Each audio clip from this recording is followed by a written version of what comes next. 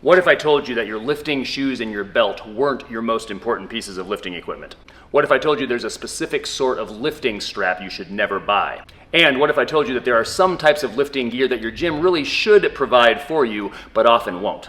All this and more coming up. 14 pieces of personal lifting gear, ranging from the moderately useful to the incredibly useful, and finishing up with the most important piece of training gear that you could possibly own. We're not talking squat racks, we're not talking barbells, we're not talking platforms, we're not talking the big stuff. We're talking personal lifting gear, the stuff that you would bring with you in your gym bag.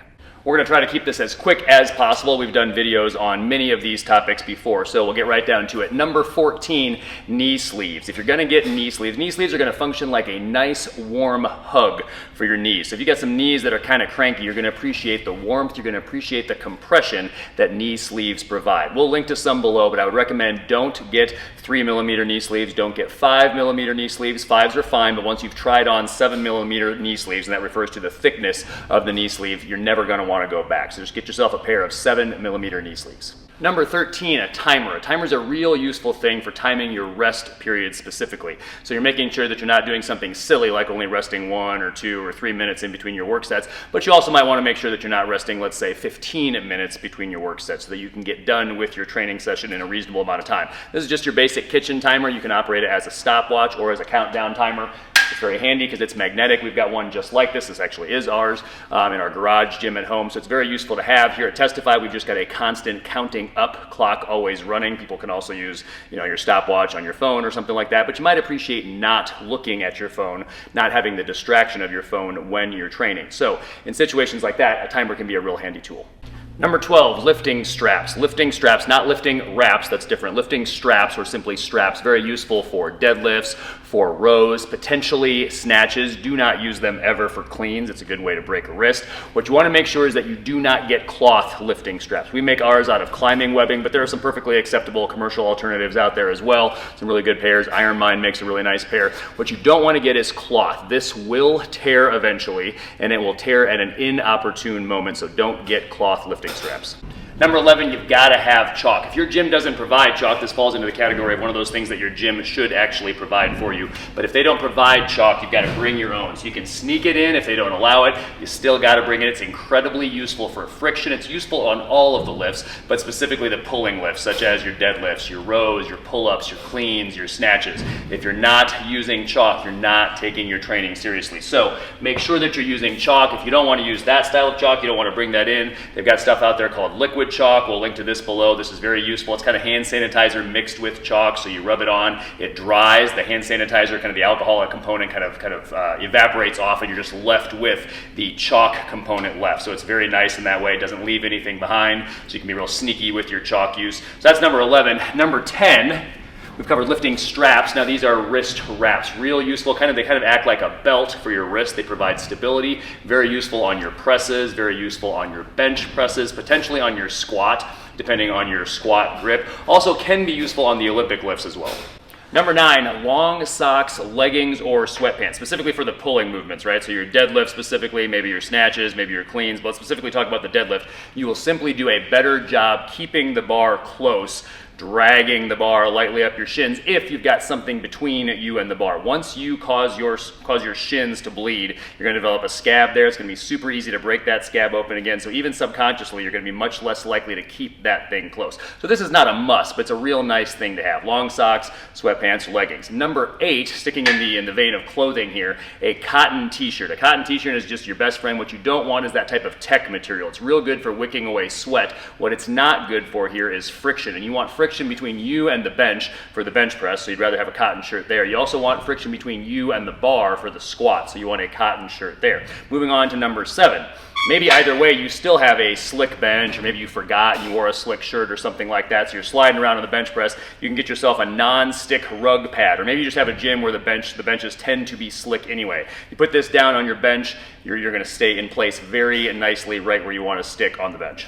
All right, number 6, staying in the vein once again of friction, rosin powder. This falls into the category of things that you may never actually need, but man, if you do, it's real useful to have it. This is for friction between you and the floor. We've got a video out there, we'll link to it below on how to use this, but it's cheap. It's like, I don't know, $8, $9, 11 bucks, something like that. You can get it on Amazon. I'm sure you can get it in other places, but you put it on the floor and then you kind of stab your foot into it many times over, and basically you're getting kind of a resin on your shoe basically, so that you've got friction between you and the floor. And if the floor is slick and you're trying to leg drive in the bench press, or you're performing a split jerk or something like that, the last thing you want is a slick floor. So this can be real useful.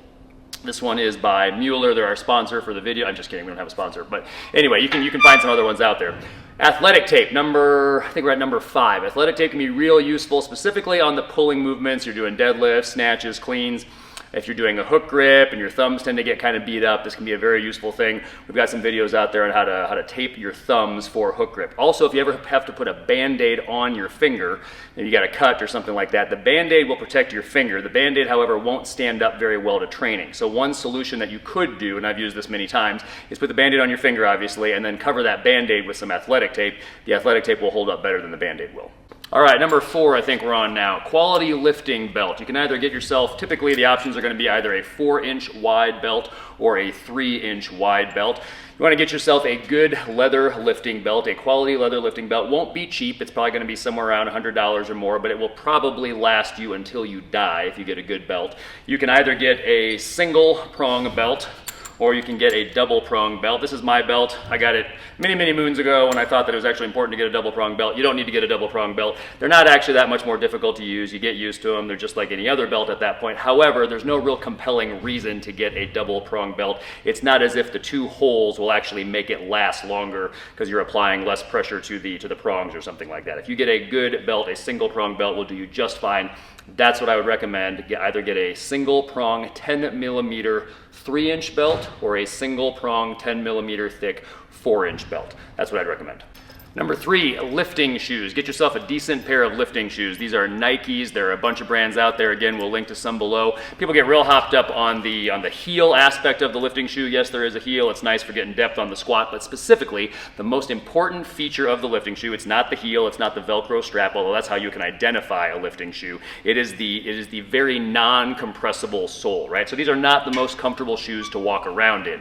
If you've got shoes that are comfortable to walk around in, congratulations, but they're not good lifting shoes. You want efficient force transfer between you and the floor. So you don't want to lift in your running shoes or your Chuck Taylors or anything squishy like that. Still way better than lifting, right? If I didn't have lifting shoes, I would totally train in those. But get yourself a pair of lifting shoes. Once you've done that, training in anything else feels like standing on a pillow by comparison. Number 2, fractional plates. So certainly you want to have plates such as 5-pound plates, 2.5-pound plates, but you also want smaller plates than that. Remember, a person going from, let's say, a 400-pound squat, right? They're trying to increase their squat. Where are they going to go next? They're going to go from a 400-pound squat, great squat by the way, they're going to go to 405, right? That's a 5-pound jump. Well, a 5-pound jump for a 400-pound squatter is going to be equivalent in the proportional sense to a 2.5-pound jump for a 200-pound, let's say, bench press or a 200-pound press or something like that. Well, how are you going to make a 2.5-pound jump? You need what we commonly refer to as fractional plates. In other words, you need some 1.25-pound plates. So fractional plates are going to be useful for everybody for the upper body lifts. They're going to be useful for women, especially for pretty much all of the lifts. So women are going to use them on the squat and the deadlift too, and so will a lot of guys as we get older, right? The ability to make smaller jumps is real useful. And what I would actually recommend is get yourself a pair of 1.25-pound plates, or better yet, just get yourself an entire fractional set. So we've got a lot of these throughout the gym. This is a 1/2-pound plate, this is a 1-pound plate, so a 1/2-pound plate, 2 of them obviously would allow you to make a 1-pound jump. Real useful. Let's say if your bench press is 80 pounds and you're going for an 81-pound bench press or an 81-pound press. Very useful. This is a 1-pound plate, so you put 2 of them together, you can get a 2-pound jump, right? If you're training in kilograms, that means you need at least 0.5 kilogram plates. 0.5 kilograms is about 1.1 pounds, so that's similar to having this plate right here. So if you're taking your training seriously, if you're putting forth all that effort to try to make progress, support it with your choice of gear as well. And last but not least, number 1, your most important piece of training gear, it is your training log. This is the one thing that is specific to you. Everything else can be replaced, but this has your data. This is the thing that separates training from exercise. If you've got a plan, if you've got a program, then you need data. This is the map of where you've been, so it also becomes the guide to where you're going as well. Get and keep a training log. As always, we hope these tips help you get stronger and live better.